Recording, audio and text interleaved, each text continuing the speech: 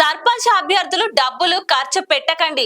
ఈ ఎన్నికలు ఇప్పుడే ఉండకపోవచ్చు. తొందరపడి దసరాకు దావత్ ఇవ్వకండి. స్థానిక ఎన్నికలపై బీజేపీ ఎంపీ ఈటెల రాజేందర్ సంచలన వ్యాఖ్యలు. లీగల్ గా చెల్లుబాటు కాని ఎన్నికల్లో జాగ్రత్తగా ఉండాలి.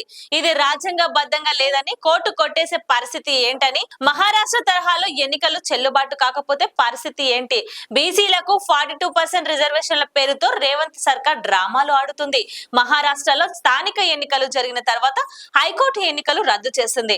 ఎన్నికల్లో ఖర్చు పెట్టిన అభ్యర్థులు తీవ్రంగా నష్టపోయారంటూ బీజేపీ ఎంపీ ఈటెల రాజేందర్ వ్యాఖ్యానించారు.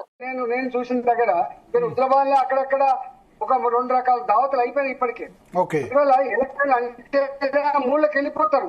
ఏం లేదన్నా అని మొదలు పెట్టే దోస్తుంటాడు, ఏం లేదన్నా అని మొదలు పెట్టేటువంటి కార్యకర్తలు ఉంటారు. కాబట్టి డెఫినెట్ గా డబ్బులు ఇవాటి నుంచి ఖర్చు ఆస్కారం ఉంటుంది. కాబట్టి ఇంత ఖర్చు పెట్టిన 7వ తారీఖు వరకు కోర్టు ఏమో తెలియదు. కాబట్టి నేను వాళ్ళను డిమోరలైజ్ చేయట్లేదు, వాళ్ళని ఏదో అయోమయంలో కట్టట్లేదు. కానీ న్యాయ నిపుణులు చెప్పిన ప్రకారంగా, అనుభవంలో రాజకీయ నాయకులు చెప్పిన ప్రకారంగా, ఎలక్షన్ కమిషన్ లో పనిచేసినటువంటి బ్యూరోక్రాట్ చెప్పిన ప్రకారంగా మాత్రం ఇది సాధ్యమయ్యేటువంటి పని కాదు. ఇది ఇట్లా జరగదని చెప్పి మాత్రం చెప్తున్నారు.